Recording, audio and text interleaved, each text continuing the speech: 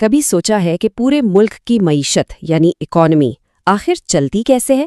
یہ صرف کسی ایک شخص کی نوکری یا بچت کی بات نہیں ہے، بلکہ یہ لاکھوں کروڑوں لوگوں کی ایک بڑی تصویر ہے۔ تو آج ہم مل کر معاشیات کی اسی شاخ یعنی میکرو اکنامکس کو سمجھنے کی کوشش کریں گے۔ ذرا ایک بات سوچیں، کیا صرف ایک درخت کو دیکھ کر پورے جنگل کا اندازہ لگایا جا سکتا ہے؟ نہیں نا، بالکل نہیں۔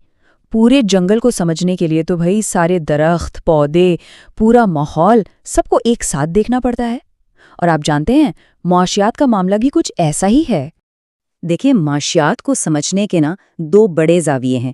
ایک ہے بالکل انفرادی سطح، یعنی کسی ایک شخص کی آمدنی کیا ہے، وہ کتنی بچت کرتا ہے، اور پھر ہے دوسرا زاویہ جو ہے اجتماعی سطح پر، مطلب پورے ملک کی کل آمدنی کتنی ہے، کل بچت کتنی ہو رہی ہے۔ تو یہ بالکل وہی ایک درخت بمقابلہ پورے جنگل والی بات ہو گئی۔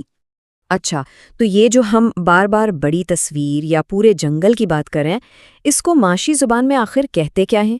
چلیں اب ذرا اس کی باقاعدہ تعریف پر ایک نظر ڈالتے ہیں۔ تو جناب، میکرو اکنامکس یا کلیاتی معاشیات کا مطلب ہے پوری کی پوری معیشت کو ایک اکائی سمجھ کر اس کا مطالعہ کرنا۔ یہاں ہم ایک ایک فرد کے مسئلوں کو نہیں دیکھتے، بلکہ پورے ملک کی سطح پر بات کرتے ہیں، جیسے کہ پورے ملک کی مجموعی آمدنی، قومی بچت اور کل ملا کر طلب کتنی ہے، اور ساتھ ہی یہ بھی دیکھتے ہیں کہ بھئی کون سی چیزیں ہیں جو ان بڑی اجتماعی چیزوں کو اوپر نیچے کرتی ہیں۔ لیکن یہاں ایک بہت اہم سوال پیدا ہوتا ہے، آخر ہمیں یہ بڑی تصویر دیکھنے کی ضرورت ہی کیا ہے؟ کیا ایسا نہیں ہو سکتا کہ اگر ہر کوئی اپنے انفرادی معاشی مسئلے حل کر لے تو ملک کے حالات خود بخود ٹھیک ہو جائیں؟ تو اس کا جواب بہت سیدھا سا ہے۔ اجتماعی مسائل کا حل اجتماعی سوچ سے ہی نکلتا ہے۔ آپ صرف ایک فرد کے حالات کو دیکھ کر پورے ملک کے لیے کوئی قانون یا پالیسی تو نہیں بنا سکتے نا۔ اگر ملک کے مسائل حل کرنے ہیں تو سوچنا بھی ملکی سطح پر ہی پڑے گا۔ اور جب ہم اس اجتماعی سوچ کو اپناتے ہیں نا، تو اس کے فائدے بھی بڑے ہوتے ہیں۔ اس سے پورے ملک میں معاشی استحکام یعنی اسٹیبلٹی آتی ہے، قومی خوشحالی میں اضافہ ہوتا ہے، اور ایک بہت بڑا مقصد فل امپلائمنٹ یعنی کامل روزگار، اس کو حاصل کرنے میں مدد ملتی ہے۔ اور کامل روزگار کا سیدھا سا مطلب یہ ہے کہ جو بھی شخص کام کرنے کے قابل ہے اور کام کرنا چاہتا ہے، اسے کام ملے۔ اچھا، تو اب یہ دیکھتے ہیں کہ میکرو اکنامکس میں آخر پڑھا کیا کیا جاتا ہے، یعنی اس کا دائرہ کار کتنا وسیع ہے اور اس میں کون کون سے اہم شعبے آتے ہیں۔ تو بنیادی طور پر میکرو اکنامکس میں 4 بڑے شعبوں پر فوکس کیا جاتا ہے۔ سب سے پہلے تو ہے قومی آمدنی اور روزگار، مطلب ملک مجموعی طور پر کتنا کما رہا ہے اور روزگار کی صورتحال کیا ہے۔ پھر آتا ہے زر اور بینکنگ کا شعبہ، یعنی پیسہ کیسے گردش کرتا ہے، بینک کیسے کام کرتے ہیں۔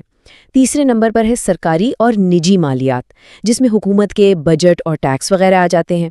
اور آخر میں چوتھا شعبہ ہے بین الاقوامی تجارت کا، کہ دوسرے ملکوں کے ساتھ ہمارا لین دین کیسا چل رہا ہے۔